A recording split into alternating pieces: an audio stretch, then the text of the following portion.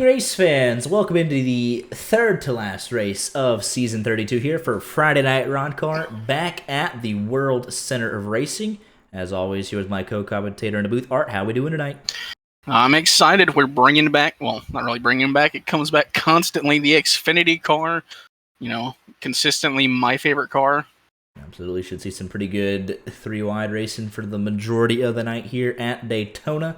Race information tonight, 1 lap of qualifying for the 80-lap main event. Fuel capacity of 55% gives these drivers an estimated fuel run of 22 to 26 laps.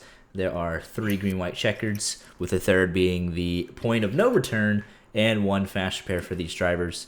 They'll try and save that as long as they possibly can. And tonight we are also on championship watch as Parker White looks to clinch his first ever championship. Daniel Falkingham trying to extend this battle into the second to last race of the season once we get back from the 4th of July break. Let me look at the math that was laid out to us over the weekend. The magic number for Parker White is plus 79 leaving here tonight from Daytona. So we'll see if he can get it done. A lot going into it. And let's go ahead and get right into the on-track action as qualifying is underway. And speaking of Parker White, here he is on his out lap. A dominant season, picked up his first win 2 weeks ago for his 11th career win. Got 51 top 10s in his RODDCAR career, but no championship yet. Looking to change that here tonight.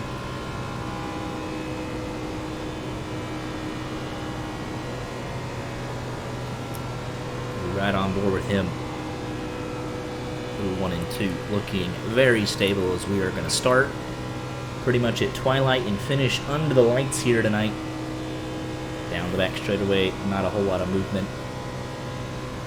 Letting the banking do the work into turn number 3.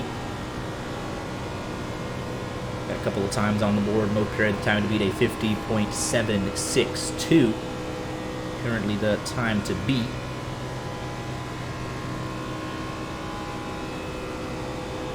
And Parker White crosses the line in the 95. Top of the board, 50.73. Here's Rod. Ooh, there goes Oscar and Enriquez to the top of the board. 50.730. It's a tie at the top. Rod Flag crosses the line. He beats it 50.667 for Rod Flag. Ooh. Just getting ready to say he's an excellent qualifier and proved it there again. See if anyone can beat that. Timothy J. Moore goes 4th. Let's go on board with one of our rookies, Wyatt Gray, making his debut here this evening. Advancing from the LCQ earlier tonight. Takes the green flag in the 54, which is actually the 34. Jaden Carter had the second quickest time overall, quickest second half of the lap by anybody. Lost a little bit through 1 and 2. Got a couple returnees here tonight as well. Daniel Smallwood, Alex Link back in the field. Pretty cool to see them. Potentially a controversial name, Alex Link. He's done his time, I think. It wasn't even his crime. Somewhat his crime, but... Vincenzo Iacovazzi, I still got it after a couple of weeks off. The 62 also winning the LCQ tonight. So he gets in. Wyatt Gray, a very respectable 5th in his first lap. Make that 6th as Alex Link gets him. Daniel Smallwood slots into 11th. And Vincenzo crossing the line. Tyler Gary as well. Gary goes 3rd. Iacovazzi goes 12th, and that'll do it. Qualifying, no one else even out on the racetrack. Daniel Falkingham electing not to qualify, as is Michael Cozy Jr., Frisch, Scott Warren, among others. I'm just going to say it. Daniel Smallwood, car doesn't look as good without YJ on it. Blast to the pass there. Full field here of 35 drivers. Matthew Huggins also making a return in the 89 machine. Make sure he doesn't have a leftover number. Actually, he has one. Very good. It should all check out. Give a quick look over of all the numbers real quick. Make sure everyone's got what they need. Delph. Logan Shores 009 not wanting to load. We'll see if we can fix that. That's why we gave it the once over. Let's go find it. There it is. Pop that out. Go to Mr. Logan Shore. And it should be right as rain. So we're getting ready to grid up and do the one pace lap.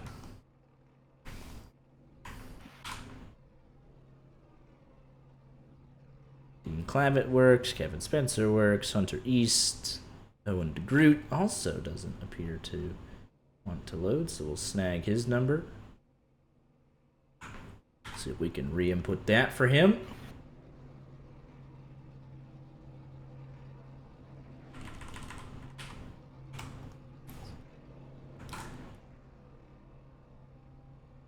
We are professionals.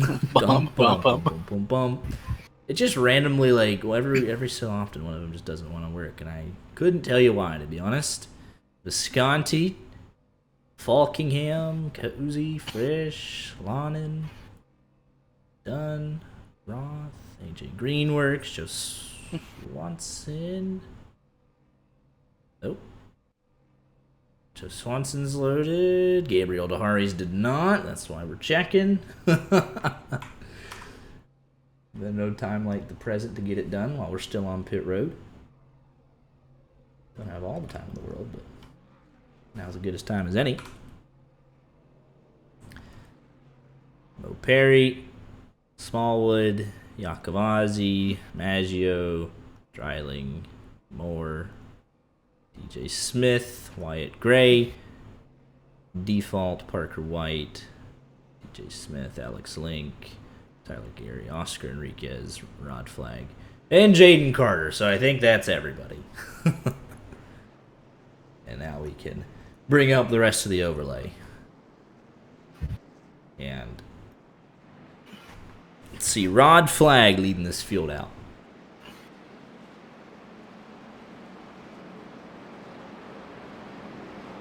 So 80 laps. Championship potentially on the line here tonight. Art, who's getting it done? I mean, you said potentially on the line. You know, what better way to do it than just close it out? Let the talks end. I'm taking Parker White.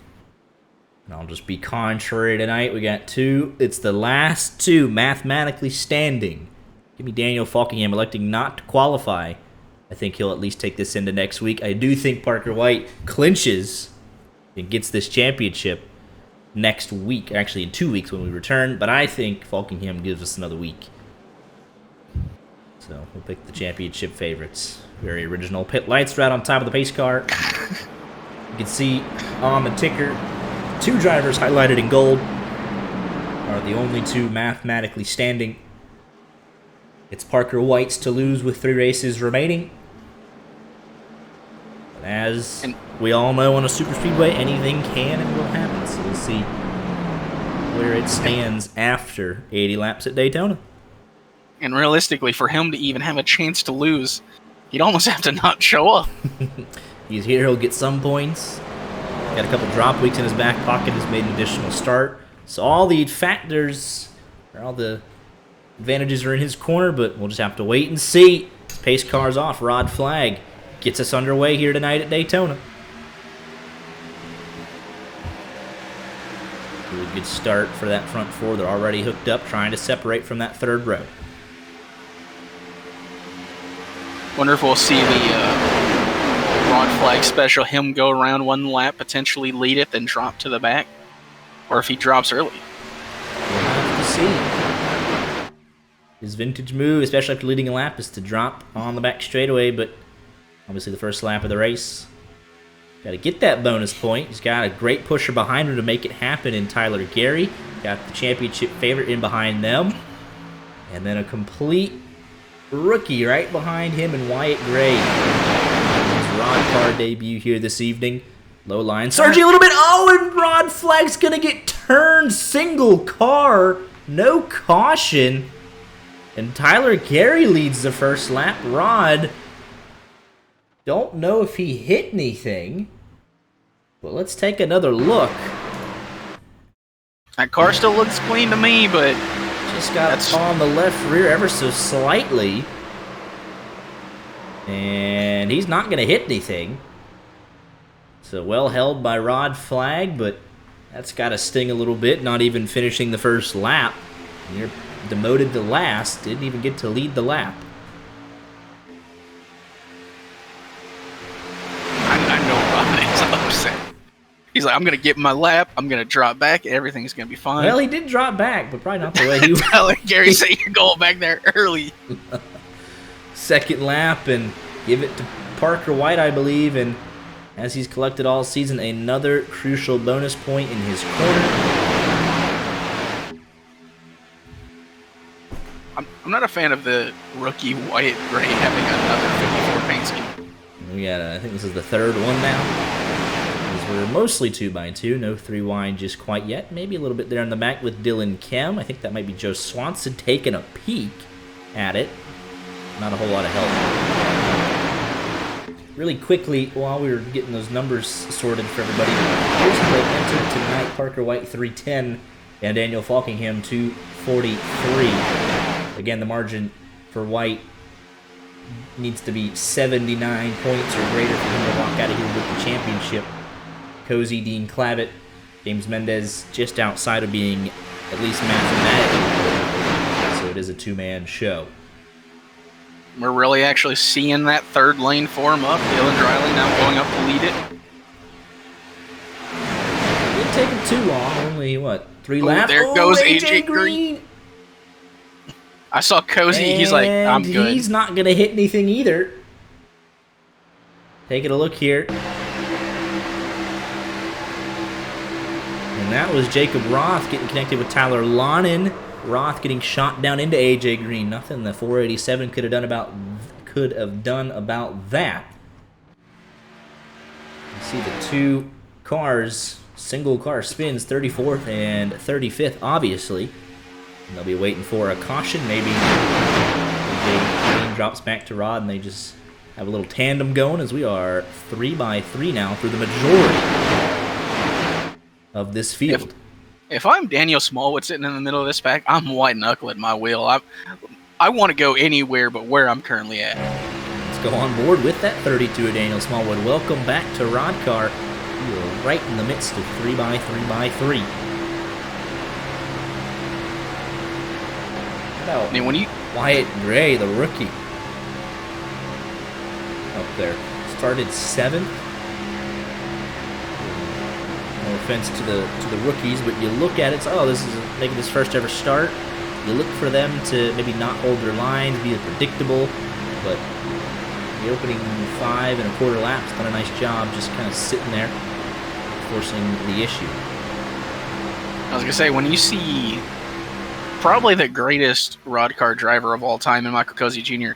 dip out of line because it's getting too serious, too early on, then like you can tell what happening is probably not the best idea. Yeah, and it happens in an instant. All it takes is a little bit of net code, something like that, or someone just washing up just a little bit, a push gone wrong, like you saw. Like 71 and the 32 coming together there, like it's the smallest of things. The cars Oscar make contact. Enriquez leading that lap through the middle. Help from Alex Slink. Dylan Dreiling has arrived on the scene, leading that outside line with the help of Vincenzo Iacovazzi and Joe Swanson, his teammate. We are 3x3 for the race lead. As Tyler Gary said, I've seen enough. It's going to hurt that middle line just a tad bit, as well as the bottom line. There's Alex and Lincoln, there at it 62. is. Akavasi, they're going around. Right in front of the field. There's a lot of damage, but that is relatively clean for that many cars. Let's take a look at it. First caution occurring on lap number 7. Almost a slow speed wreck there. When that first car got turned, it seemed like everyone was almost on their P's about trying to slow down. And let's back this up as they head off. Tyler Carey made the right call. The 62 was pushing. Let's see here. Slow it down just a little bit. Yeah, him and Alex Link making contact. So let's go see why it starts. Back this up. And we'll play it. It looks like 62's coming down a little bit. 91's up a little bit. Contact made between the two of them. And then literally nowhere to go as everybody piles in. A couple guys getting some really big pieces of that. DJ Smith, the 62 obviously. A couple of rear bumpers missing. Yeah, let's just take a look at Tyler Gary. Makes the move to get out of there. And not even 10 seconds later, the big one right in front of him, and a single scratch on that car. James Mendez getting hit from the 009 of Logan Shore there. Gabriel Dahari, Timothy J. Moore. 62 machine, that's the... What is that? Solid blue, light blue. That's the 81 of Stephen Maggio, nowhere to go. A couple of cars through the grass. But nothing where you look at and say, man, that car is absolutely killed, blown engine. All kind of just morphed together a little bit. Obviously heavy damage for a couple of guys, but nothing that's going to be like, oh, well, there goes your fast repair on lap 7. I was going to say, there definitely shouldn't be any fast repairs used here. Like, if you've got to go a couple laps down, you go a couple laps down, but you get that damage fixed. 3 out in front at Daytona. Jacob Dunn, let's go talk to him. Here with Pit 3 and Jacob Dunn. Stayed out to get that bonus point. What was your takeaway on that opening 7-lap stint there? It was a little crazy. It's pretty fun, though. I love these cars. These in the Gen 6 are probably tied for my favorites, but I got a little bit better track record with these things. But I didn't get the bonus point. I missed it. Oh, no. Yeah, I lost the drag race. Aw. Well, nevertheless, at the moment, 3 out front at Daytona where it's supposed to be. That's right. He did not get the bonus point. But if you're Dylan Dreiling, let's just go back to that. And take a look behind him. He's like, oh, okay. See everybody later. He sails away in the distance.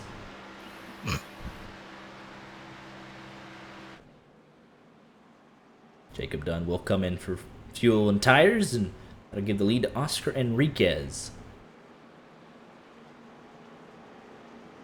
Daniel Falkingham started in the 23rd position, coming back down. Top off with fuel. And it looks like... Yep, all the way back to Daniel Smallwood. Everyone was able to get back out, and all 35 cars are still on the lead lap. There should be no reason why, car being that far gone this early on. Right here with Daniel Smallwood, you can see it. We were on over earlier, right in the middle of that 3 wide. Nowhere to go. A little further back, right in the middle of all this. I must say, right, Greg, good instincts. I know he gets caught up in it, but for the rookie, immediately diving below the apron, I can hear the brakes being applied. He's doing all the right things so far. All the right things, trying to not be in the wreck. He didn't just drive through everybody, so I'll give him that. Well, Ricky Boyd ain't here, so. Couple guys coming back in. Stephen Maggio, DJ Smith, and got some front end damage, so that's one of the worst outcomes you could get from something like that. But still plenty of time to go. Might not catch the field, but we're not done wrecking here tonight. I'd be almost certain of that. What? Nah, we could go 70 lap screen. Every so often, we have that one race where everybody just somehow figures it out. So we'll see how it gets on tonight.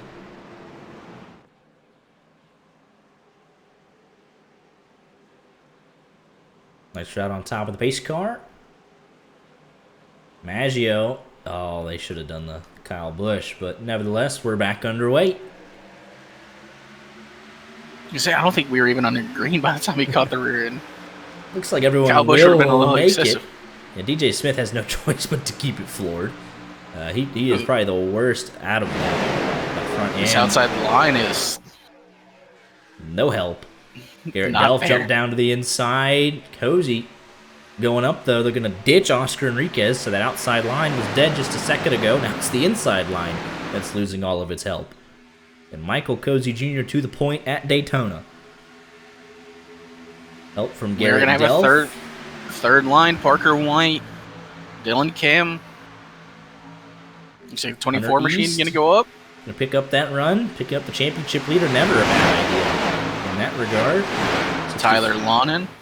that third lane just keeps building and building. That's how it happens. Oh, now Parker White dips. Is that all right? We'll just bide our time in the middle. Rod Flag still trying to get his lap led. And he's right back up there to 12th.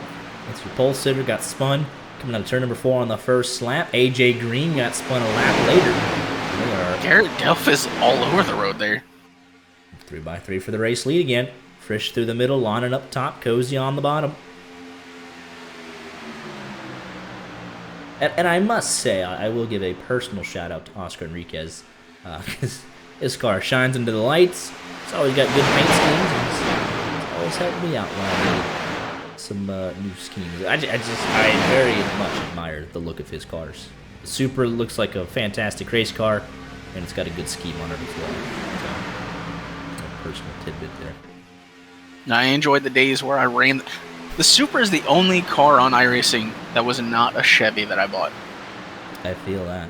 Yeah, if your car got a little shine under the light, a little bit more airtime, is dry lane coming up to lead that third line, Hunter East. That was almost slightly miscalculated. A lot of moves being made. Frisch jumped up to lead the middle. Lonan Check up. morphed together with him as well, so there's some late moves being thrown there. But they are okay for now. Is that slight bottleneck through the middle and top? Cozy leads out the line. Looks like we have 29-ish. Well, give it 26, I think, in the lead pack. DJ Smith obviously heavily damaged. Joe Swanson, Vincenzo Iacovazzi have also lost the pack. Got tripped up over there. My apologies. Biggest mover so far is Garrett Delph. He is up 30 spots in that 31 machine. Looks like Delph might be struggling with the car. You said he was all over the place just a couple of laps ago. Yeah, he was bouncing off the apron through the corner. And it looks like he's not really maintaining a line there. Lonan going from top to middle. A little bit of air on the nose for that 83. Gives him a chance to breathe.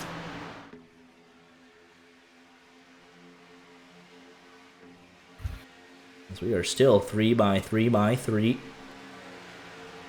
But we'll catch some lap traffic here shortly in Joe Swanson, who came in under green by himself. And will soon be the first man put a lap down in this race. Going to catch him at a slightly awkward spot.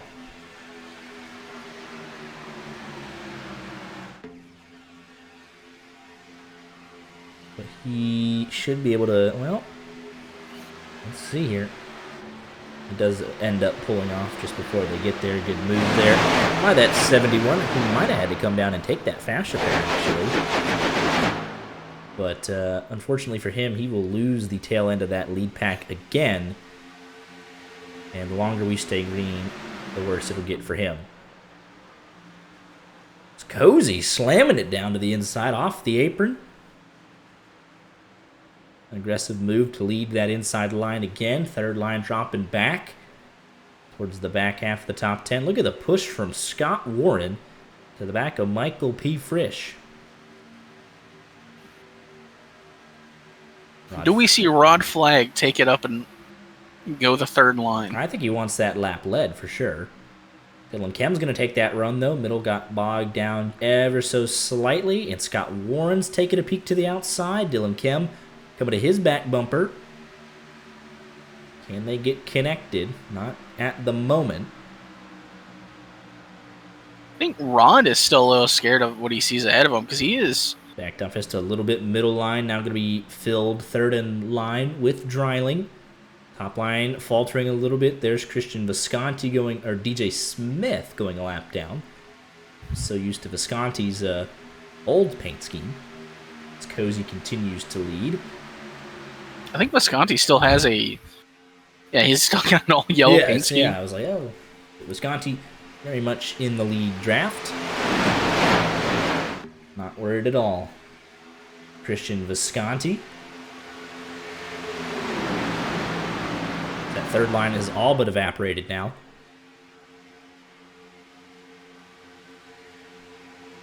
Just the asterisk Draft Heart 300 winner Dylan Dreiling out there. Frisch controlling both lines. Went up to pick up that 95. Back down in front of Cozy. As Dreiling will drop to the back here. Erica White out in front. He's already led a lap. If he could lead the most laps, with additional bonus points if he wins the race. Another helping of bonus points. If he wins the race, is it not like over? It's pretty much over. He came in 67 points ahead. He needs to leave plus 79, so needs a 12-point advantage in his favor. It's Frisch dropping out of line. And I know we still have 60 laps to go, but fucking him running in the 20s right now. Started 23rd, runs 24th. Just trying to take it easy. It's kind of where his championship hopes came undone just a little bit. Got caught up in a number of incidents in consecutive weeks. And they left him unable to fight at the end of the races when the points were handed out. We're just biding his time. The Corbin Simmons strategy. Nothing wrong with that.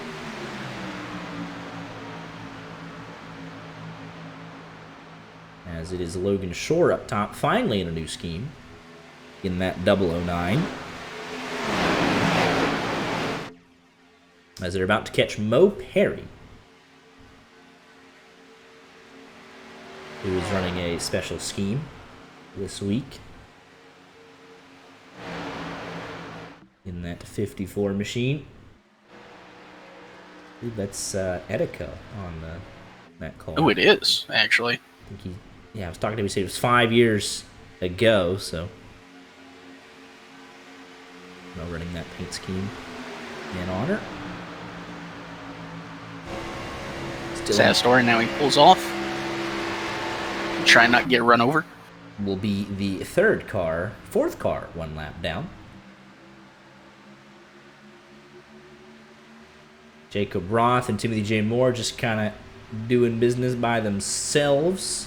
Matthew Huggins, Alex Link, and then everybody else in the lead pack. And how about Jacob Dunn to the back of that 83? Two cars going it alone at the top.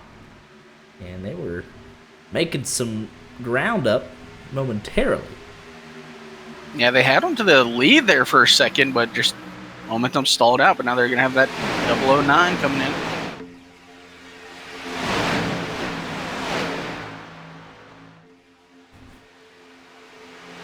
we going to have 3 54s in this race? Why do people love the 54? If anyone gets it, it should be, in my opinion, it would be Mo Perry, then Falking, and then technically it's the 34.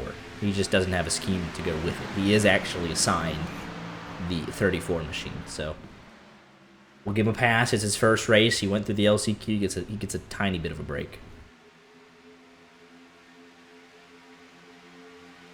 I'm going to go and see what number he applied for. Oh, it was a 34. So you got to get the scheme to match it, though. You've got several very talented painters. Even in the field. In the field, yes. Barry Paints usually gets a shout out when we do our stats, but Corbin has been radio silent. MIA on the stats. Yeah, but Perry does excellent work. Oscar Enriquez does some excellent work. I'm sure there's others in this field. A little bit of an aggressive side draft there from that 76. No contact was made.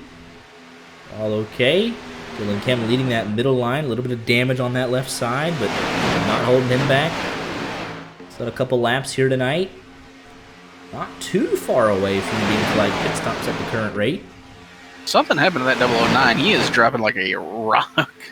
Just doesn't have a whole lot of dedicated drafting help. Carlinks from the back of that middle line, and Wyatt Gray. I really thought Smallwood and Link would have been out of the pack. Yeah, you said we had 26 cars. No, it was actually 29. Yeah, so they were able to fight back those last 3 in line.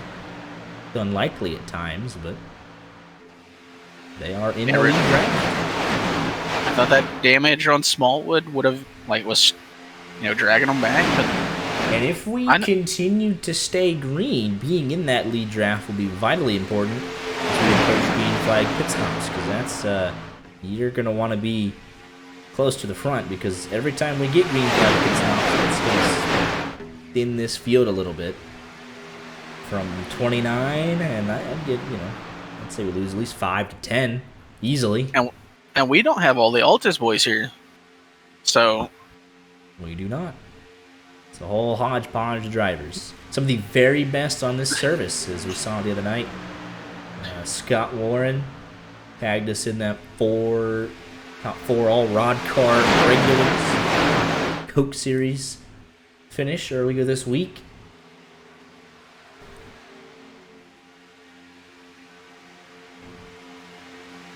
We're coming out here putting on a show again on Friday nights.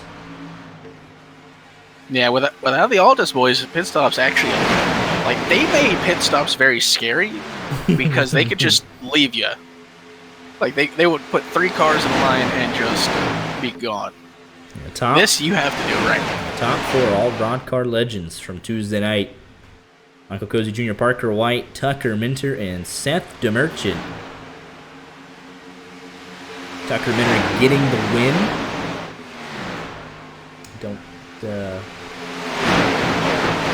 I think he's here tonight specifically, but he's always... I think the only one of them here tonight is Cozy Jr. And Parker White obviously going for that championship. Well, he's a pro. Right. I was talking specifically the Altus guys, the guys who are known to work together. Fair enough. We got Tyler Gary, Falkingham, obviously. 2 more about to get put a lap down. It's Jacob Roth and J. Moore, and they should be able to get below the apron. And that's exactly what they'll do. They would love to blend in at the back of the pack and not lose a whole lot of time.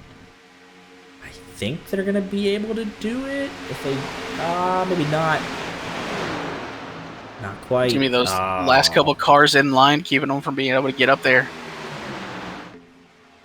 So unfortunate they'll lose the lead draft again, and much like everybody else, they're all in danger of going 2 laps down at the current pace. In those situations, you got to be on communicating with the pack. Be like, hey, y'all need to move up. I want to be at the tail end. Let me up. I'm urgent. So yeah, it's 30th to 35th, all 1 lap down. DJ Smith might be 2 down, unfortunately for him. But 29 cars on the lead lap, and they're all in the lead draft. 1.5 seconds from first to 29th. And green flag pit stops in the next 5 laps or so. As we are catching, I believe that is the 62. So yes, DJ Smith is 2 laps down. Now the 62 machine also 2 laps down. So they're going to hope for a quick couple of cautions. RODDCAR wave around in effect. I don't even know if he'll get the tail end of the pack. So, no. So, him and DJ Smith, they're in real danger going 3 laps down the longer this goes. And need some caution in the second half of this race to get back into it. For the green flag pit stop, they're not even going to be able to fix the damage unless they bite the bullet, take the fast repair.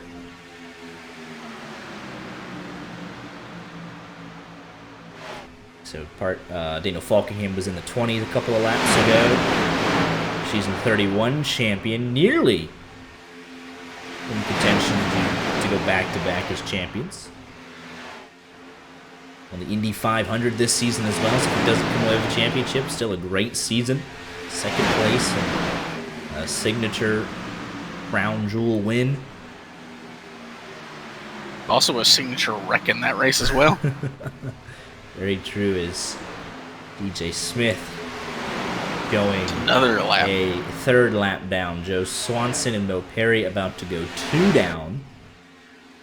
They're going to get caught at a odd angle, so I don't suspect them to.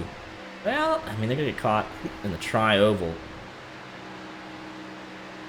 So my hopes for them: do you bite the bullet and pit, or no? In the case of Joe Swanson, yeah, that's actually not... Well, Joe Swanson came in. Will Perry going to brave it out by himself. And that field can't come up in front of Logan Shore. Going to have to take the apron. And the lap cars have just not had luck on their side. And there they go.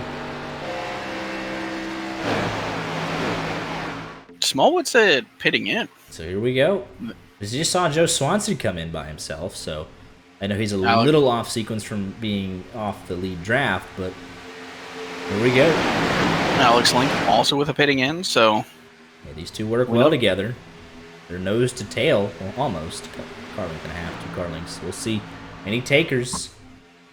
I don't see the leaders. Alex Link, and so just 2. They're going to try the tandem. Oh, but Link into the grass. Damage for Smallwood.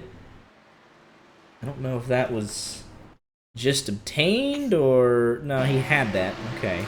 So they're going to try the tandem. Smallwood misses his box, so it's already it ain't going to work. Link was in the grass. Smallwood went too far, too deep into his box. Got a Jacob Roth pitting in. Dean Clavitt, Wyatt Gray.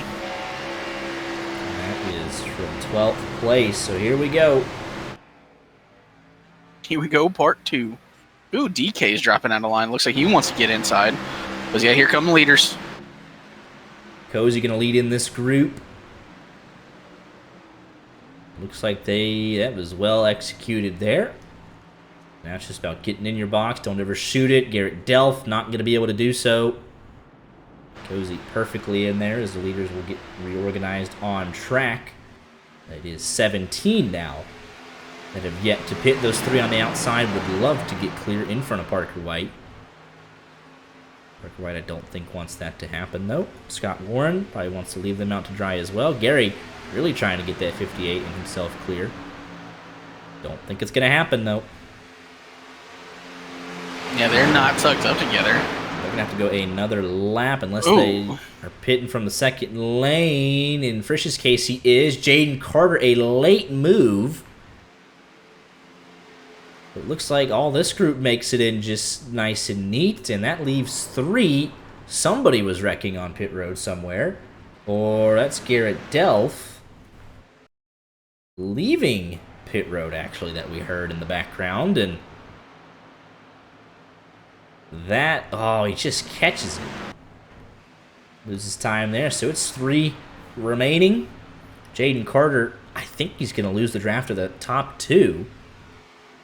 As Frisch runs the race off of pit road, here comes Cozy from the first group, Wyatt Gray.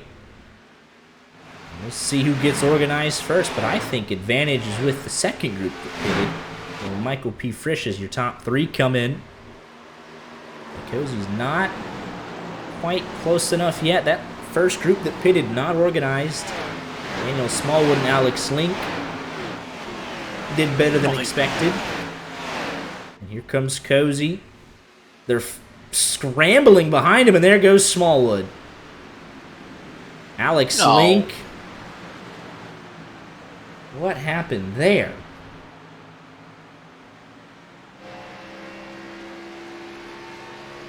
That was a... it looks like it was Wyatt Gray kind of got left in no man's land, and Link runs up to the back of him. And Smallwood just gets into him, and then Logan Shore finishes him off, not able to check up. Dangerous situation. And here we go. Got Tyler Gary, Falkingham, Jaden Carter coming out. It's going to be close. There was definitely something happened on pit road. Jaden Carter was able to get around Falkingham.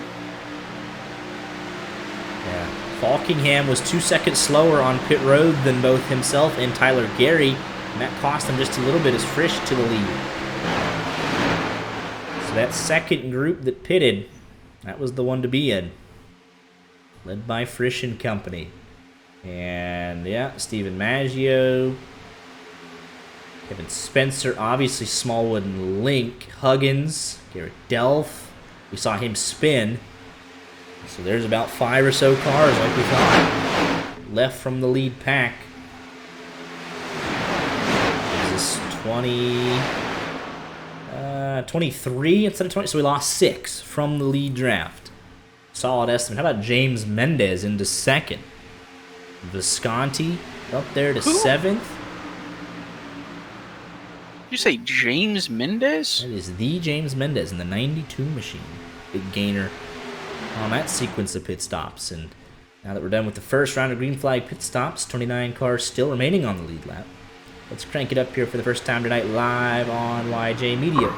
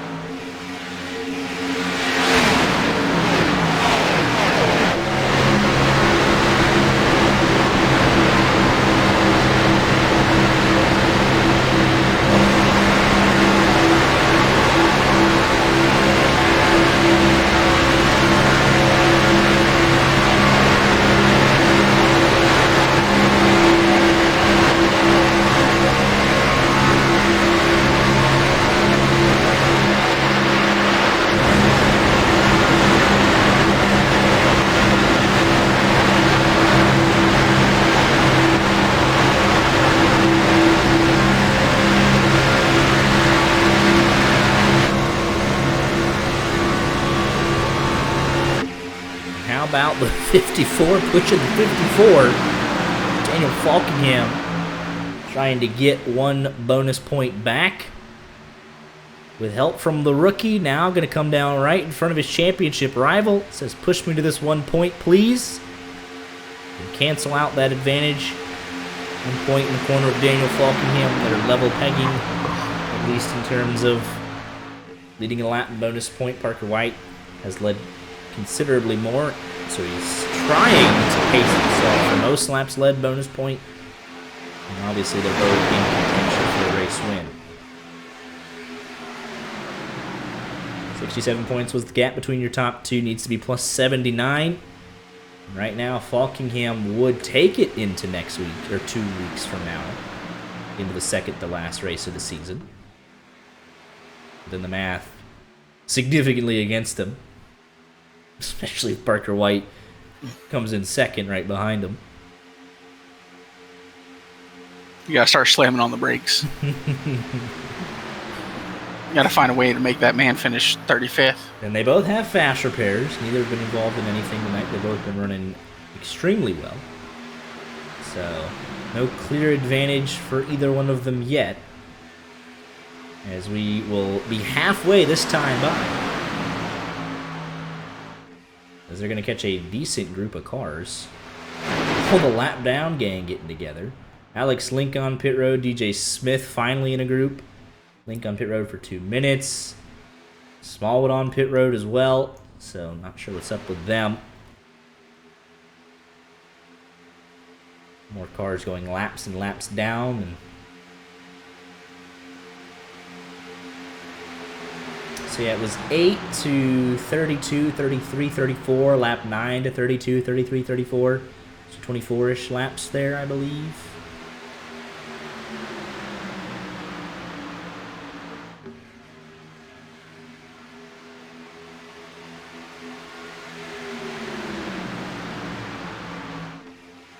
I think Link and Smallwood are just getting that damage fixed. Because I know Link hit the wall there during their contact, and I am waiting for them to just manually disconnect. It's interesting. That was like 26-ish, not 24-ish, but we had a couple of pace laps. We'll see how it affects strategy here. If it's 100% under green, that'll bring it down just a little bit. But anywhere in that 22-ish, 26-ish, depending on how hard the pack's run on a number of factors. But very good racing we got at the front. All pretty organized, coming back together, except for, unfortunately, Smallwood and Link. Getting together with the rookie Wyatt Gray and Logan Short into the back of Smallwood. One caution tonight. Came out on lap 7. How about Wyatt Gray? Been up front most of the night, qualified 7th. Going toe-to-toe with the very best in RODDCAR, the very best on the iRacing.com service. I'm going to say it extends outside of RODDCAR. Especially when we have the likes of, Tucker Minner, Seth the Merchant, Parker White, Tyler, Gary, Bobby Ryan Zielinski. Doucette. It's like that. It's the best in all of iRacing. Those are pro licenses. Those are potential champions. I know Tucker Minner went from, I think it was like rookie of the year, one of the best rookies to ever show up on the pro scene, to championship contender. And now I think Parker White gets on the road side of things as well. I believe seen him have tremendous success in all facets of this sim racing world. And Wyatt, I'm very impressed though. The point was Wyatt Gray. I mean, he's right there. He really hasn't put a foot wrong all night. I mean, he's done a tremendous job. I think it's the good luck of the 54 number. Yeah. And still 23. Logan Short dropping back just a little bit. Link and Smallwood have in fact manually disconnected. So 33 cars running, and their return to RODDCAR, second to last and last. Unfortunate way to end for their return. So do you think we can predict the next pro driver from the RODDCAR pipeline? Is it not Frisch? Has he not? I think it might be Is he Frisch. right on the cusp, I think? I think he's made a contender multiple times. I know Smallwood made a contender multiple times, but Smallwood's not always a factor here. I don't know if he runs Road to Pro. There's a lot of good guys when I just say that. Right. I feel like Frisch is the easy answer because he's right there. And here we go, though. We're getting ready to put more cars multiple laps down. I mean, they've been running in this pack of 6, and they're still getting caught at a rapid rate. So, this is going to get interesting, to say the least, because that's a decent, you got 6 cars lined up. They're going at a really good rate of speed here. Look back from DJ Smith. 62. Where you screaming at him, go around. You can, leave me alone. You can make it 4 wide, but I'm sure the leaders would not, do we have to? So, I mean, we'll find out in a lap. Right now, that 62 machine doing 181. Falkingham over 10 miles an hour quicker, and here we go. Oh, boy, that's not the way to do it. Go back, quickly, go back. It's DJ Smith, but he was trying to get out of the way and nearly lost it in front of the leaders. Holy cow. We might have you people staying on track. Yeah, 62 is going to stay on track. Ooh. Oh, we got late movers here. That's jumbled everything up, and I'm Hunter East had nowhere to go, just driving through them. Fully expecting a wreck here now. This is usually when it happens. Lap traffic, and look how scattered everything is. Oh my goodness. They held on to it somehow. It's Timothy J. Tyler Moore. Lydon about to turn himself. And that's somebody. Is that Matthew Huggins that was all over the place? Man, that was sketchy, but they somehow all made it work. And if you're the 62, selfishly, you're like, well, I'm now in the lead pack. I shouldn't lose another lap. That was kind of a self-preservation tactic there, but make a whole lot of friends. 25 cars now on the lead lap. Because you kind of had to stop them leading. You know? Can't risk going 4 laps down. I mean, even 3 laps down at this point with the way the race is playing out it's like a tall task. DJ Smith 4 down. Smallwood and Link out of the race. Yeah, especially with no more, just getting all of your laps back in one go. It's 1 lap at a time. And as I say that, though, he falls. I mean, he's still got some damage, too, so I don't even know if he'll hang on here. Man, it's just selfish for the sake of being selfish. I don't even know. It wasn't even that bad of a move. They had some decent speed on them, but everyone kind of was doing their own thing. We all have to move, or we all have to, I don't know, it was cohesive. There should have been a we all have to move. That was like half and half. I don't know. Logan Shore's flirting with danger of losing the lead pack. That would give us 22. We have a couple laps. Timothy J. Moore, one of them, he's actually staying in the pack in that 74. Massively damaged, though, but hanging on somehow. Thought he had comparable damage to that 62, but I guess not. And then here's the rest of them. Jacob Roth, Mo Perry, Matthew Huggins, and Garrett Delph. That they lost the lead draft, but were able to get reconnected.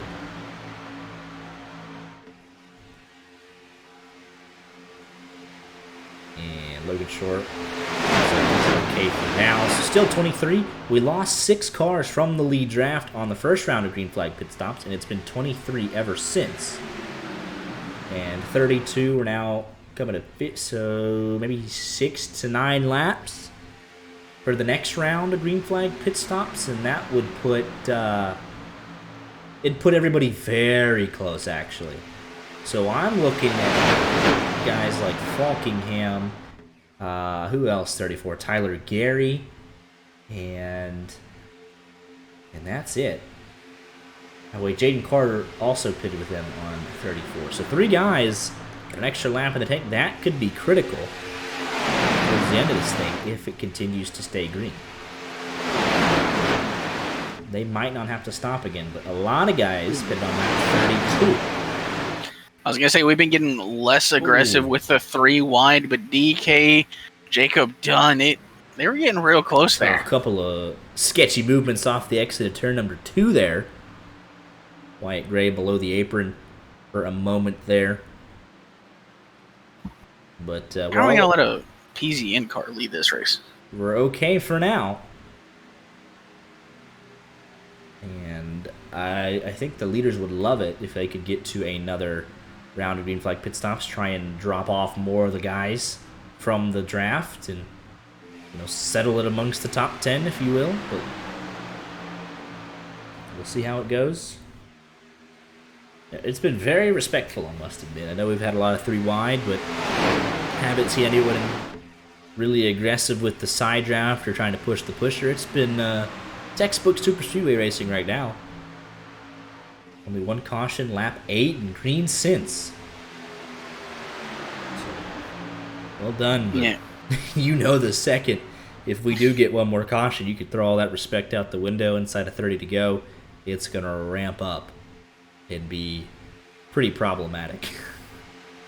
I mean, that respect might go out of the window anyway, especially when we get down to 20, 15 to go. And here's Just Kevin really Spencer, lighting a fire. Steven Maggio. They are on the lead lap, just not in the lead draft. 25 cars in the lead lap, 23 of them with a couple of lap cars, separated by 2.5 seconds as we're starting to get single file, and I think there could be a little bit of fuel saving going on from the leaders, trying to stretch it and not have to stop again. Who saves fuel nowadays? Hence the willingness to go single file. If you're 10th in line, you can crack the throttle a little bit, save a tiny bit of fuel. Gabriel Dahari leads that lap. RODDCAR rookie. Tonight his 8th career start. Advancing through the LCQ, I believe. Tonight. He was the last man in from said LCQ. Oscar Enriquez was the first man out. Christopher M. Hill a late opt-out. And he was your 8th and final transfer here tonight. Also advancing from the LCQ, Vincenzo Iacovazzi, Owen DeGroot, Tyler Lonin, Matthew Huggins, Wyatt Gray, and Logan Shore. And Joe Swanson started the sequence the first go-around, and he'll do it again here. So it's in a matter of laps for the rest of the leaders. How far can they go?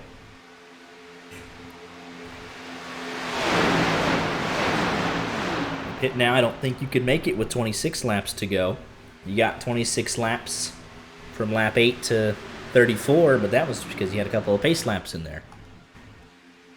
But it's we saw them go pretty long. It'll be right on the edge. You can stretch it. Like if you're those three, Jaden Carter, Tyler Gary, Falkingham, use that extra lap here again and ensure yourself that you're good on fuel to the end. Don't play any games. And here we go. Here comes Lonin. I don't know if they're going to make 20. It'll be 25 when they come back up to speed. Jimmy White and Gray. Ooh, someone came in there very hot. Timothy J. Moore. Yeah, and he's going to lose that group that he was with, unfortunately. But here we go, back up front. Final round, potentially, of green flag pit stops. Got a Christian Visconti lap led. The 80 machine out in front. Yeah, it was 32, 33, 34. So we expect the second group in this time by. And then 3 cars should be able to stretch it. And see if anyone else decides to join them this go around. And here we go. A lot more. Parker White's gonna. Yep. So here's the second group. And last time that third group was 3 cars. This time it's 12. Crucially for the championship, it's Falkingham and Parker White, 1-2. Yeah. Will be pitting together. 11 cars, single file, 2 up top, Dahari and Gary.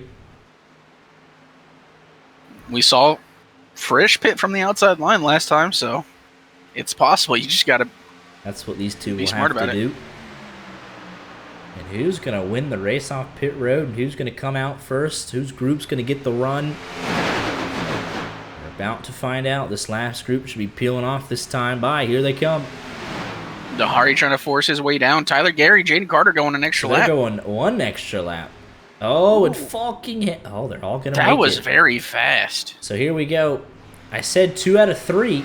Or the 3 cars, it was Tyler Gary, Jaden Carter, and Falkingham went an extra lap than everybody else last time. Falkingham biting the bullet with this third group, and Tyler Gary and Jaden Carter will be good. They're going to come in with 22 laps to go and pretty much guarantee that they're not going to have to stop again. Everybody else, question marks. It's cozy with Wyatt Gray, Tyler Lonin, Dylan Kemp, a group of 4 have left. Dean Clavitt and the rest of that group. And here we go. Falkingham first out from Parker White.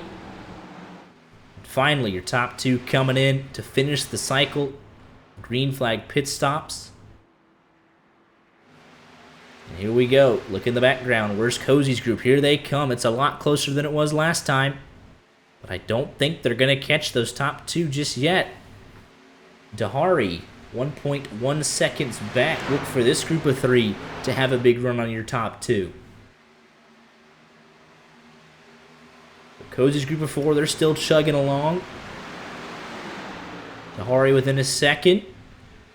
And actually, this group's going to form together quite nicely, and they're going to have a great run at the top two specifically. So here we go. Jaden Carter, Tyler Gary coming out. They are going to be just a tad bit too late. They lost too much on that last lap, and they are not hooked up together. That's gonna kill. If they were hooked up to Tyler Gary should be able to blend. I don't know if Jaden Carter will be able to. If they were able to be tucked up together, they would have had a shot. And never mind, Tyler Gary not speed like I thought he would. So here we go. Dahari got into the back bumper of your top two, and he did not make a move.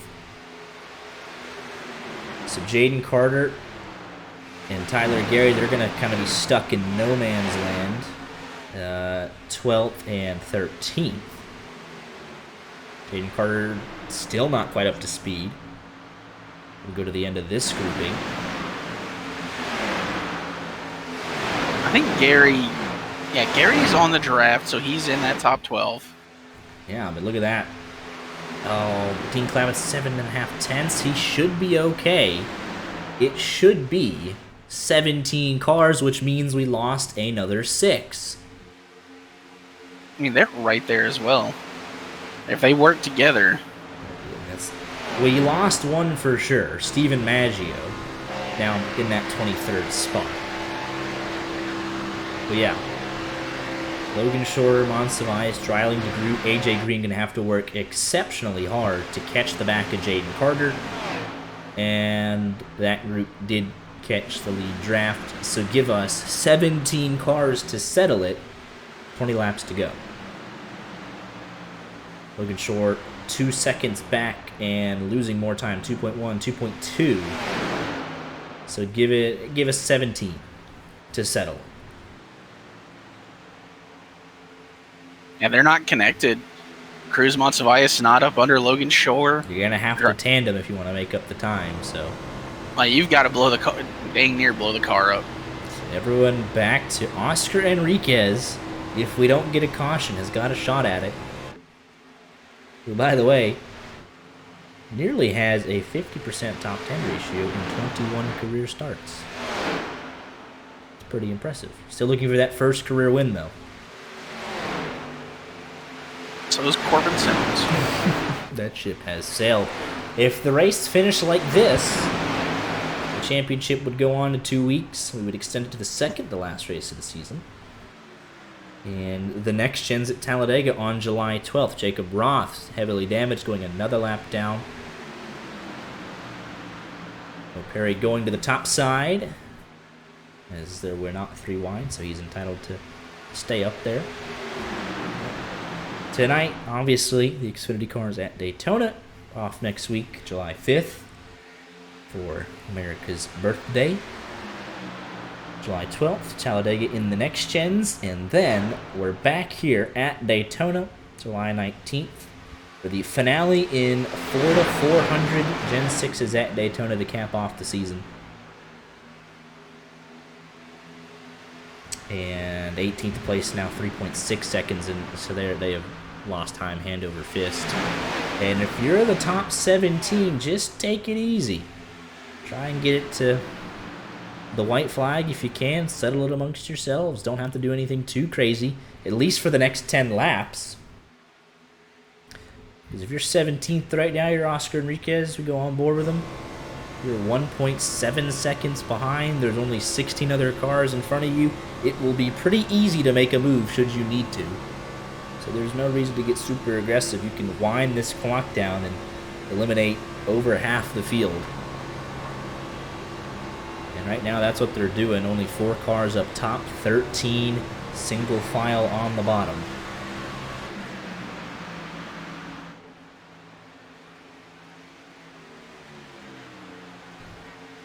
Playing it very smart, I would say. 18th on back. I mean, look at this group. That's 5 cars, all single file. Steven Maggio in a group of 4, single file. Group of 2, single file. 2 lap cars, single file. Jacob Roth on his own. Group of 4 lap cars here. Jacob Dunn on pit road. So, like, where's the caution going to come from? It would be the leading 17. That's the last thing they want to see, so. If we get a caution, I'll also be complaining.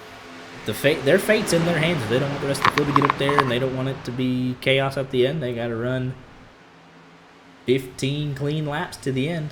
And they can settle it right here amongst themselves. Maybe when they catch some lap cars it gets chaotic, but the only caution I see on track is with this leading 17. Everybody else is just doing their own thing. I can see a caution on track. We've said that before, though, and then a group of 4 or 5 wrecks each other, but I don't know.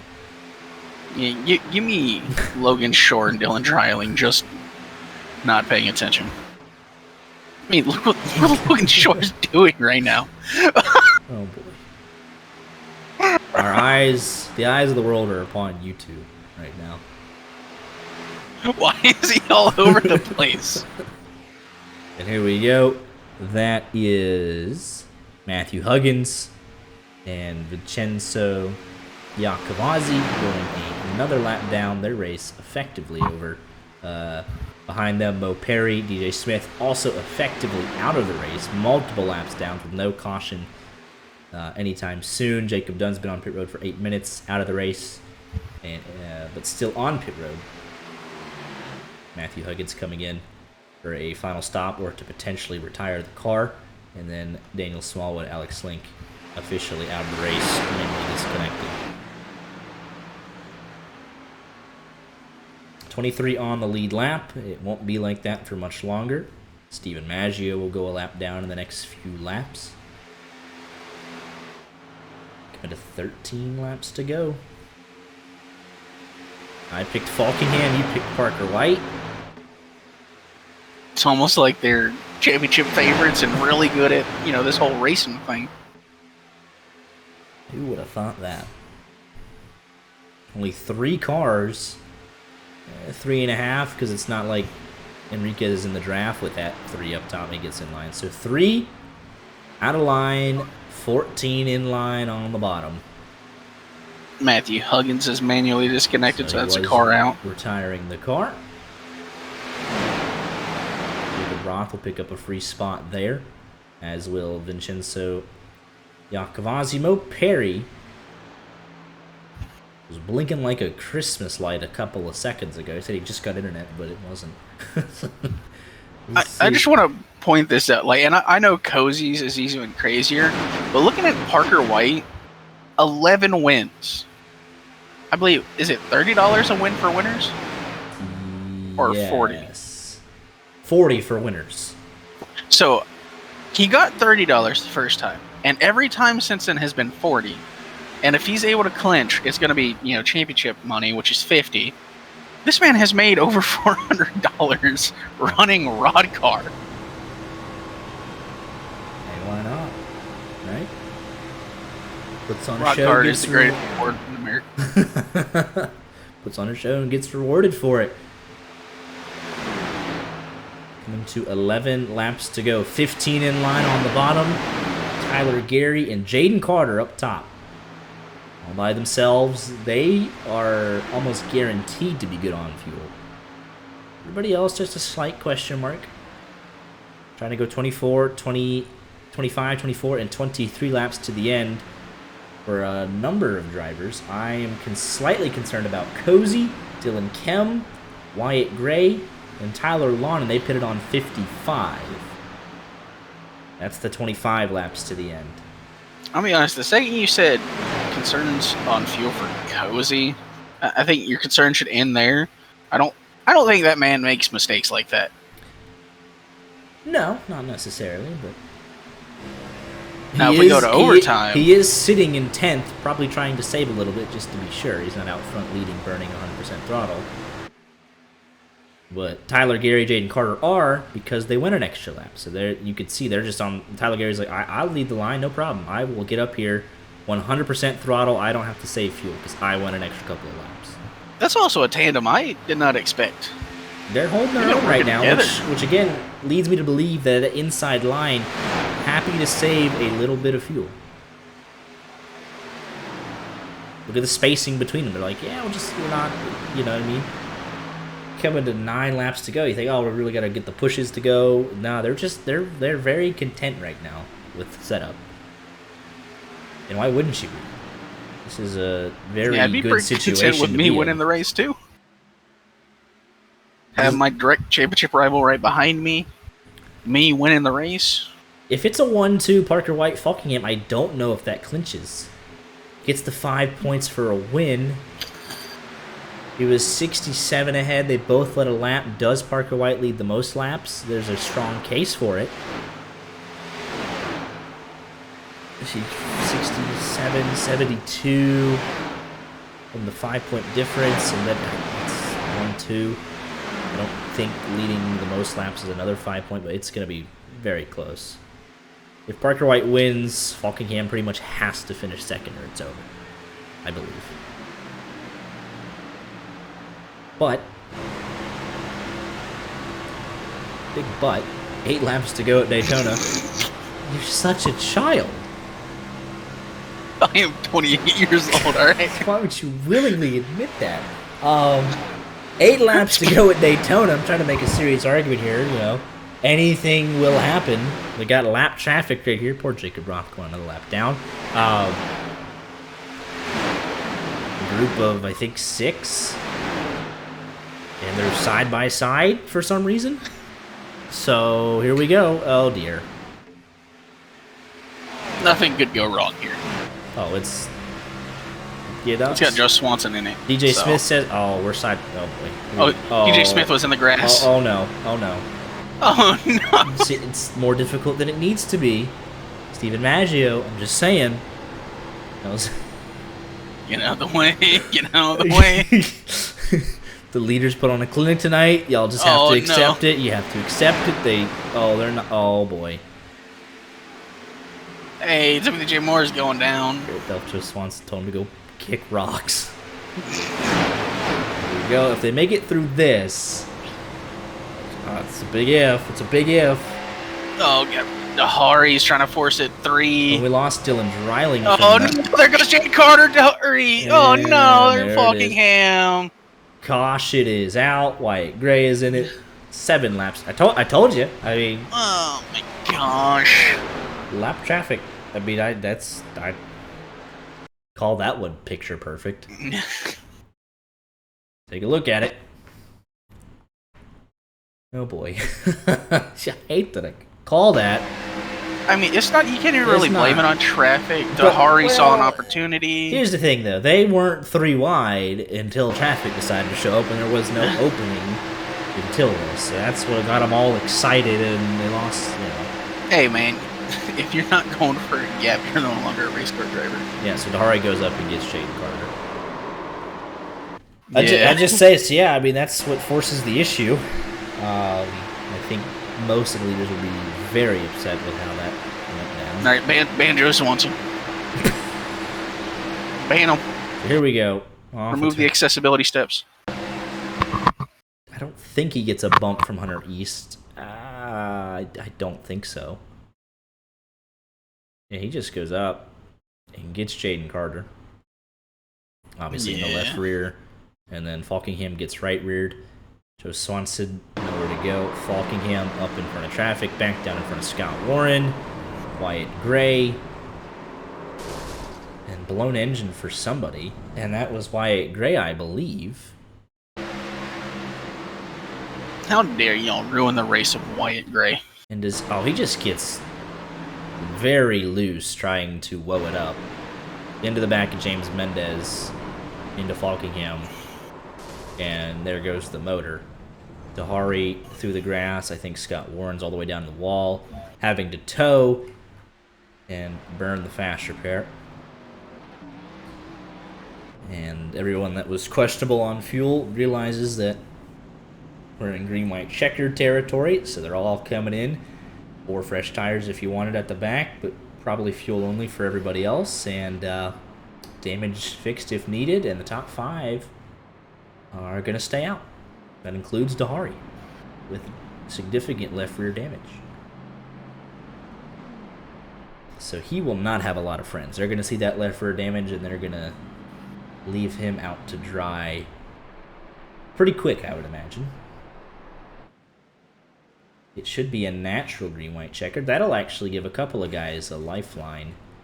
Maggio, Delphs, a couple others only 1 lap down.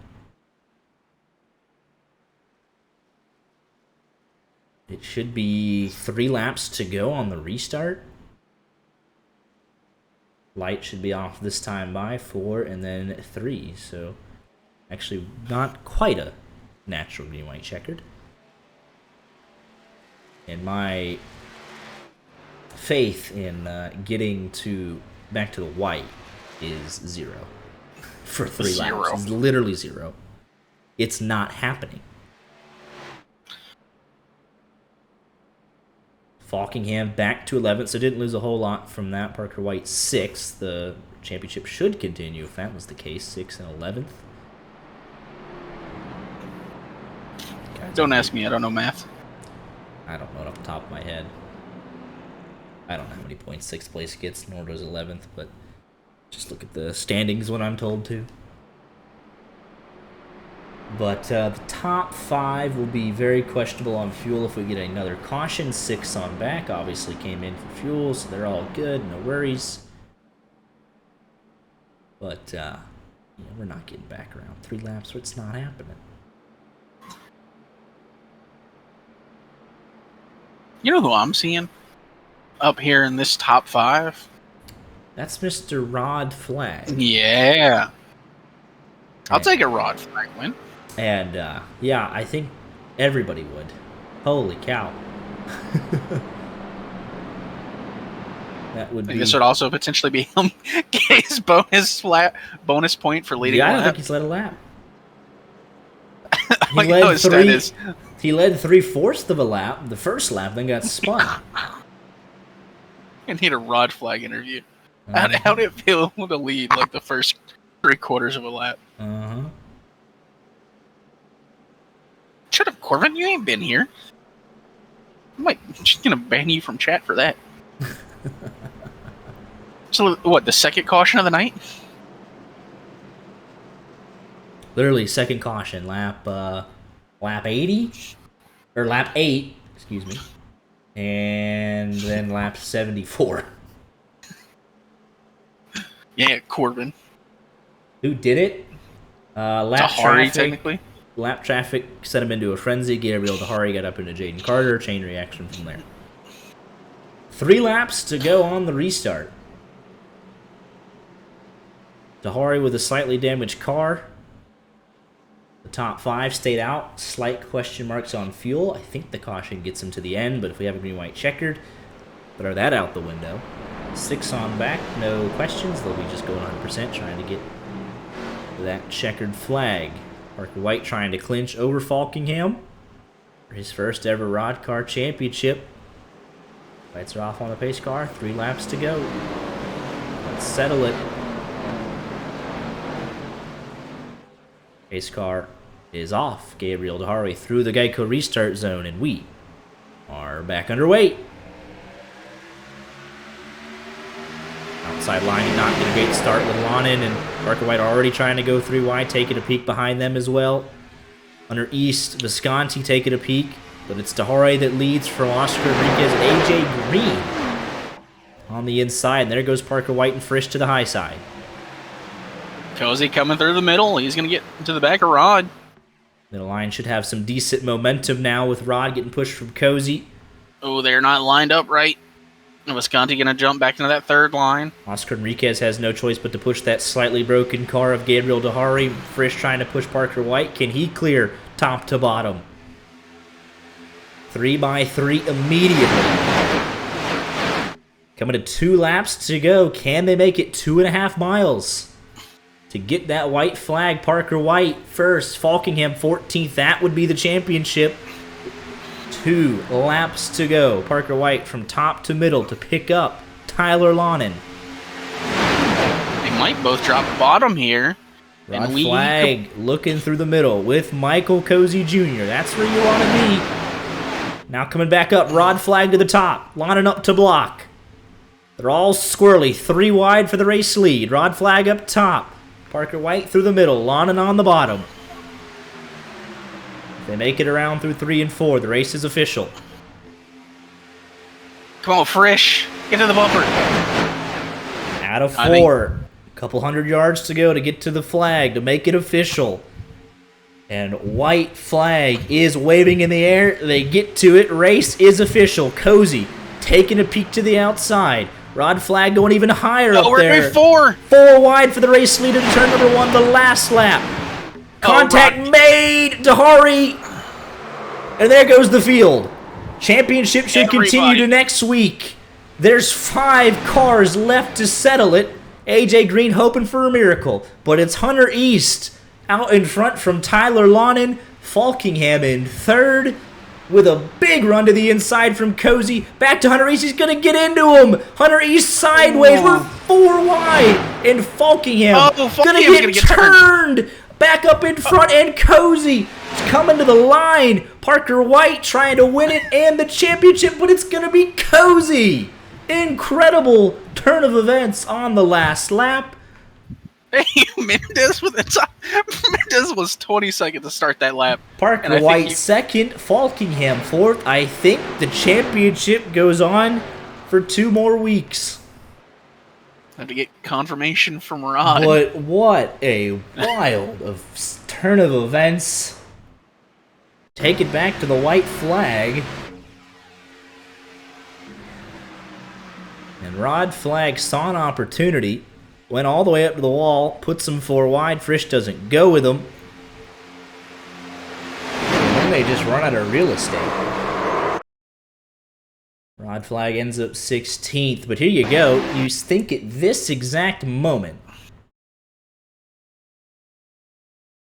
they just run out of room, and you're thinking, all right, there goes Cozy, there goes Falkingham, championship over.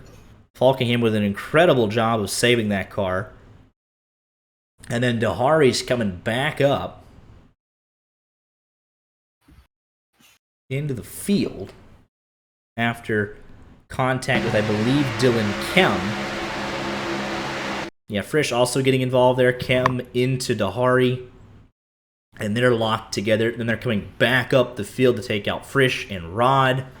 And there's your 5-car breakaway. Enrique is going to get hooked. How about AJ Green, though? Was definitely in it. Somehow, he just kept going. Tyler Gary right behind him. Ends up 21st. Big collision there for Dylan Dreiling. And, I mean, that's just everybody. Timothy J. Moore getting hooked. There's Vincenzo Iacovazzi, Joe Swanson, Timothy J. Moore, a big hit. And here we go down the back. Let's just let this play out. 5-car breakaway. And watch Falkingham with a shot from Cozy. Slams into Hunter East. 4 wide. Beating and banging. Lana into the left rear. Falkingham turns him around. And then the only 2 left standing are Cozy and Parker White. And Michael Cozy Jr. picking up his 34th career RODDCAR win. That's insane. How about it for Michael Cozy Jr.? Let's go ahead and see if we can get top 3. He's not here. He just joined. We got all 3 of them. Here with Michael Cozy Jr. Oh, Discord. Picking up his 34th career RODDCAR win, 2nd of the season in absolutely thrilling fashion. 4 wide multiple times in the final lap. How the heck did you get it done and get to victory lane here tonight? Man, I don't know what the hell happened. I gotta take a look at this replay. I restarted 10th. I was gonna be so close to make it on fuel because I was after like trying to lead laps and I Yeah, about ran myself out of gas in the last run. I figured we'd get a caution one way or another, and Shirley just snuck through there. But yeah, I topped it off. I didn't take tires this whole freaking race. I just put a little bit of gas on it there at the end, and we were all right. But like, I was like, before we restart, I was like, man, I hope I don't have to do any kind of maneuvers or whatnot, because I didn't think I was gonna have the tire grip to do it. We ended up going like 4 wide, like on 2 different occasions. The first time, I don't know how I didn't die. Everybody else behind me, it seemed like wreck, and I thought somebody was gonna swoop up the track, take my rear end out there, but somehow we were all right. I just got up underneath the Parker, and I was gonna give Falkenham a huge shot down the back, and then everybody gets to blocking every which way. I just wanted to go whatever lane they gave me, and that was to the top of 4, and then all of a sudden I was the first one off the corner. That was crazy. So I had to take a look at that, but that was wild. That was a good race with all those guys, and appreciate all the homies and Ron for putting this on. That was awesome, man. That's one of my favorite wins, probably. Absolutely. Yeah, you gave the boost to Falkingham. You got up in there and caused a little bit of mischief, and you said, all right, that's fine. I'll go to the high side and see you guys in victory lane. Hell yeah, that was I can't believe it. That's we'll put this damn VRS car back in victory lane. I don't know what this is, but Parker's got a huge lead on the championship, but we'll try to close it up as much as we can in these last couple races. Absolutely. Well, congratulations on your 34th career win, second of the season, and we'll let you get any shout-outs in if you have any. All right, yeah. VRS, big fan, huge fan. Thank you. Everybody at Altus, all my homies, appreciate you for racing with me. We had DK in Discord tonight. My man Delph, my man Gary, Frisch left, and that's why he lost. So appreciate everybody else. Thank you guys for broadcasting. Thank you, Rod, for putting this on. And we'll see y'all next Friday. So, we're off for 4th of July, but another week to we'll celebrate. See you the Friday after that. All right, happy 4th of July, everybody. Woo, America. Congratulations again. Hell yeah. Here with Parker White, your runner-up here tonight, avoiding all the chaos on the last lap, doing what he needs to do. I don't think you quite mathematically clinched, but finishing ahead of Falkingham yet again, and with 2 races left, it's pretty much start the final 2 races, and you are the champion, but doing exactly what you needed to do here tonight. Yeah, I'm very happy with the P2 there. My main goal was to finish ahead of Dan once again, which I've had quite a bit of luck these past few weeks. I think I won the last race 2 weeks ago at Talladega, and then a P2 here tonight. I've had a lot of finishes inside the top 3 this season, and that's exactly what I need to get the championship. And like you said, I have a very big lead, and I don't think it was quite enough to clinch tonight. I think Rod messaged me earlier today. I think I needed like 78 points or something, and with Dan only finishing 2 spots behind me, I don't believe that'll be enough. But yeah, like you said, basically to start these next 2 weeks and should have the championship. Just gonna try to keep up this consistency. This race was pretty interesting. Probably not from the booth, but the times that we had to pit were at a very odd time. I was trying to extend those 2 pit stops as long as I could. Just try to save as much fuel as I can, because we're going to be very tight on fuel there at the end. I think Dan and I pit on the perfect lap on lap 57. We were able to get out in front, and we were just barely good to the end on fuel if that were to go green. So it was really no question when that caution came out for me to pit, because Dan got caught up in a wreck. He lost a wheel, so I knew he would have to come in and take a fast repair. So I was going to come in and take fuel, even if everybody else stayed out. So either way, it worked out. I missed that wreck on the last lap. Dan got ahead of me. I just tucked back in line behind Cozy. I knew things were going to get a bit crazy going off into 3, and they did. So I decided to choose where to go, not to get myself involved. I saw Hutteries get spun on the apron, and then Dan got spun off of 4. So I just went behind Cozy and got Cozy the win. So I'm completely fine with Cozy getting the win. He raced good all race, so he definitely deserved that one. Yeah, absolutely. And like you said, yeah, it was an interesting fuel strategy race we had tonight. There was a couple of different groups that on that final stop we had trying to go 25 laps to the end, 24, and then 23. And looks like we were very close to finding out how close the fuel was. Obviously had the late caution, and we re-rack it and avoid the chaos at the end, and sprint to the finish with 5 of y'all and put on a great finish and get that extra podium in the bag. You might have led the most laps tonight. It's going to be pretty close there. But yeah, ever so close to your first ever RODDCAR championship, and it could potentially be here in 2 weeks, the clinching race. So congratulations again on the second place here tonight, and we'll let you get any shout-outs in if you have any. Yeah, but thank you. Of course, as always, have to thank you guys, Wedge Media, every Friday night putting on the broadcast for us. Of course, have to thank Rod. putting on the league, and have to thank North Source Racing and Williams Esports as well. Absolutely. Well, congratulations again. Have a great 4th of July, and we'll see you back here in 2 weeks. Thank you as well. And here with your 3rd place finisher, Tyler Lonin. Similar story, able to avoid all of the chaos, timed his pit stops well here tonight to be good on fuel and get the track position on that last restart, and avoided most of the chaos on the last lap and come home 3rd here tonight. Yeah, that's what happened. It's a pretty good description. But with the restart with 3 laps to go, what was kind of in your mind? Kind of talk me through what you were trying to accomplish there, moves that needed to be made. I was trying to win, and then I just messed up the restart to where I didn't get a good enough jump on the leader, because he had bumper damage. He wasn't going to be able to be pushed, and that just allowed me to drop back. And then I was feeling confident into 3, but then Cozy went up a lane, and I was pretty much done from there. But nevertheless, a solid finish, ran good all night, avoided the chaos, and picked up a well-earned podium. But congratulations, and we'll let you get any shout-outs in if you have any. Sign up for the International 400 Puffer Zone. Pew, pew, pew. Alrighty, well, congratulations again. Have a great 4th of July, and hope to see you back here in 2 weeks. All right. Advertising Puffer Zone. Need to see it. Shameful. Gotta talk to James Mendez first. Here, pit 3, James Mendez coming out of here with a 7th place. How the heck you do it?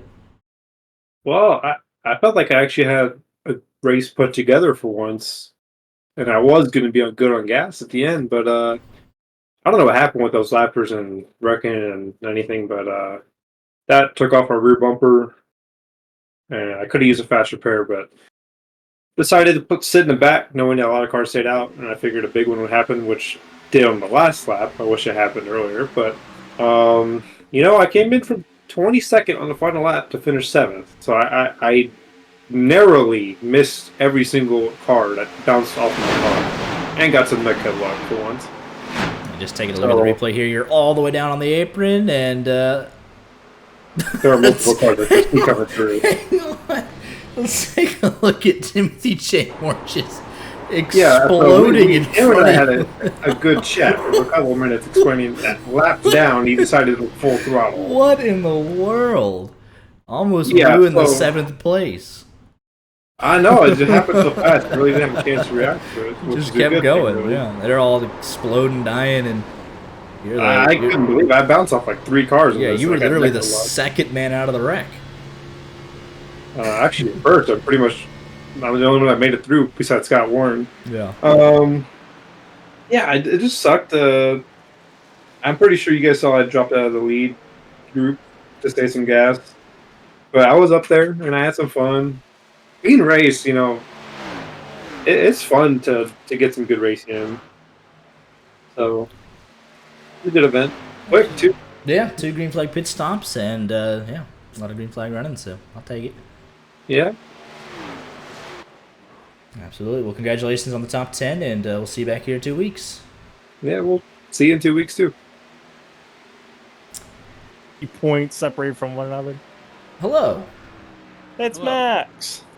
Looking at the finish, Dean, don't even know how you finish under your own power, to be honest with you. Left front wasn't touching the ground, sparks flying, no front clip, no rear bumper, and nearly got a top 10 out of it. I know. I here I am. After that wreck, literally the whole car was shaking. Like it felt like I was in like an earthquake or something. And I'm like, what is wrong with this car? Like I've never had that happen. And I went to go look at the replay, and sure enough, the left front was literally about to come off. I had no front clip. I was like, oh, this is great. So it sucks I couldn't get a top 10 out of it, but I'm happy to still get 12th at least. Yeah, you actually gained spots through that wreck. Car's a piece of junk, but you made it work. I know. I was surprised, but you know what? It's okay. I was expecting to be a lot worse. With seeing how many cars were passing me during that last lap. There was a good bit of like off sequence lap downs and what have you. Yeah, I'm glad that they were all lapped down, because holy crap, if they weren't, I'd really be screwed. But Yeah, I'm happy. I think got 12th out of that at least. So sucks that we could have been positioned a little bit better, but had one car not hold the apron and come back into the track, and I almost hit him, and I got loose while trying to avoid him, and yeah, I lost the lead pack. So that was unfortunate, but oh well.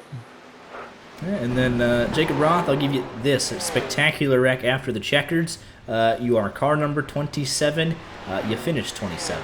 So there you go. Oh, nice. Yeah, it was a highlight of my race. You had some decent airtime getting lapped a bunch. I'll give you that. Yeah, that was cool. Appreciated that. Still had a better night than Mo Perry, though. So sorry. Mo Perry, what happened tonight, driver? I was hoping you were going to see my Discord name changed. Yeah, I did. There's just the frowny face. Come on, you got to at least ask about it, but yeah, of course. There's nothing to smile about. A smile might be nice. There's nothing to smile about. So, first race in RODDCAR with the new home internet, not on my hotspot anymore, but about 75% of the way through the race, I discovered that it is in fact not the router that is horrible and going to make me lag around a ton. It's just the internet in general. Oh, so dear. Somehow I've managed to grasp something that's even worse than what I had before. Oh no! We And, talked pre-race. You were so confident. You're like, "This is great." Like, chat, like, oh. As for the racing itself, I mean, the first 10 laps were okay. I preferred to be on the bottom because I knew that exactly what happened was going to happen. Then, at one point, Swanson got knocked out of line. I was going to let him back in and give him a hell of a shot to try to keep him up with the pack because we were all damaged back there, and if I didn't give him a shot, we were going to lose the pack. Ended up killing him. Ended up somehow, when he hit the wall head on, that made me lose even more laps than he did by the end of the race. He finished 2 laps ahead of me. Yeah. There was nothing to smile about. And then we went. We're not having fun. Right, we went from lap 8 to, what was it, 74, 76 green? Something like that. Oh, yeah, It was and crazy. Leaders, let's assume that at the end of that race it turned into a full caution fest. They decided to lap me right before they wrecked. So they wrecked right when they made it a mathematical impossibility for me to get back on the lead lap. Real nice of them. Yeah. Real upstanding gentleman in this thing, I tell you what. They had the courtesy to finish you off, I guess. I don't know. But, yeah, that's vintage RODDCAR, I guess. But, yeah, appreciate the time, fellas, and we'll see y'all in 2 weeks. Have a good 4th of July. Keep all your fingers and toes on, and, yeah, see you in 2 weeks. Thank you, Max. Have a great 4th. Thank you, you sir. as well. And to all your viewers. Thank you. All right, we got controversy. Apparently, I've been seeing while I've been doing these interviews. Let's take a look at it.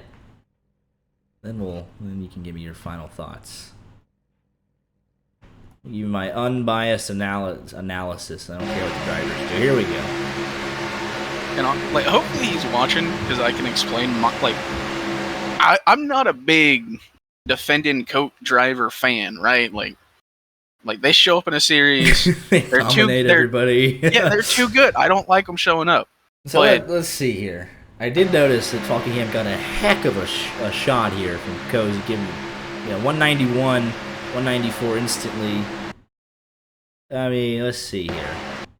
Like Lonnen's going up. He's hoping to split the middle here. I mean, I don't know. And it like Hunter East comes up because Lonnen goes up, and Falkingham once Lonnen takes his line, he's gonna commit to trying to get to the bumper of Hunter East, and Hunter East, he's still moving lines, like he's still trying to get down to the bottom. Yeah, like he hasn't fully gotten back to the bottom, and like I think I don't know because Lonnen actually has a run, so I don't think here we go. I don't think Hunter East can get up to block Lonnen. Yeah, he would have gotten hooked, I think. Very close. He still follows him up the track. I mean, I don't, not really. A tiny bit, yeah. But at this point, though, and I'm not even going to say, like, here we go. He's a full lane off the yellow. What do you mean he didn't pull him up off the track? He tried to say he held the yellow fine. He never got back down to the yellow. He was never on the yellow, though. Look, I mean, he was like literally in line with Lonin. He was never touching the yellow. He was half a lane up, then he gets to the seam and comes back down a little bit. Fucking him saying, pull me, should we? Yeah, I mean, I don't... If Hunter East wants to come defend himself as well, he can too. But here we go. Daniel Falkingham, 4th place finish. What's your take on the final couple of corners? So yeah, we got all crazy. We were 4 wide going into turn 1, and we're all getting knocked all over the place. We keep it straight, and then I had a heck of a run going into turn 3. And I picked one way. I maybe could have gone all the way to the top, but I was afraid Tyler was going to block me right there, and we were going to kill all our momentum. So I decided to just go to the bottom, and I tried to line up with Hunter. I was even lifting off the gas, so I wouldn't try to run him over as much. Like, I tried to lift so I wouldn't knock him sideways, and we were going to be lined up perfectly. But then he slightly moved back to the bottom as I was getting to his bumper, and I had no time to adjust. Like, if I would have hit him square, he would have not wrecked. Like, we would have been perfectly just fine, and it was going to be between probably him and Tyler for the win. Or I maybe could have got clear and made a move. But yeah, if anyone thinks that was dirty, well, I mean, they're not behind the steering wheel. So they don't know the whole full story. But I tried lifting to slow down, to not run over him as much. And that just ended up happening. Just, hey, like, we're race for the win in RODDCAR. I mean, nothing more than that. But yeah, I definitely got egregious off 4, block into the apron there, but just had to hold on my position there after it all got crazy. Yeah, can confirm you did lift, went from 191 to 188, so can't confirm the lift. And but yeah, like I said, I even applied a little bit of brake too to like try to slow down even more because I was getting in there so fast, and I just picked one way, and like I said, we were all just going crazy right there, just trying to go for the win right there. But we still hung on to 4th. I was dead sideways on the apron because I tried to block Tyler coming off of 4, but he got to me, so that was my fault right there. But nah, I got all crazy at the end, and I mean, can't have much more better finish than that of just guys just simply going for it. Absolutely, that's what Friday Night RODDCAR is all about. You do take the championship into the second to last race of the season, and we'll see what happens in 2 weeks. Yeah, thank you guys for broadcasting. Thank you all watching, and we'll see you next time. All right, sounds good. That was a heck of a block the second time. Woo! Oh yeah, that second block. I understand why Hunter East is mad about that. I fully get that. First I thought it was about the thing in the corner. Like the first, I understand the thing in the corner. He did lift. The block on Lonin is just trying to get help. I get that. It was like nearly perfect, not quite. He saved it, so well done. But I think he'll even admit that was a bit much. And I'll say this though. It's a lot. It's a heck of a lot, but he is literally fighting for every point to try and at least give himself a mathematical shot. But yeah, that was a block and a half there. He just said, "I'll admit that was aggravating." Yeah, I think we can. I hadn't seen that, and then whenever because Hunter East typed it out in chat, he's like, "Hey." Yeah. I wasn't even like, if anything, the block. I know why he did it because he's literally counting every single individual point. But like, that dude hooked a hard left, and it worked though. It definitely worked. Got 4th. He did get 4th. But hey, winners win, losers complain. The team. All of that in an hour and 46 minutes. Well done, RODDCAR. Best show on iRacing. It is. Ron did confirm in chat, no clinch. We're off next Friday for the 4th of July. And then we're back in 2 weeks. Talladega for second to last race of season 32. And I just want to confirm. Yep, Talladega in the next gen should be a good one. Next Tuesday we're also off, so nothing from us next week. Enjoy the 4th. Keep all your fingers and toes on your person, and then we'll be back July. What is it? We'll make the official announcements. We'll be back July 9th for the LSRL Xfinity Series playoffs as they head into Pocono, and then that Friday.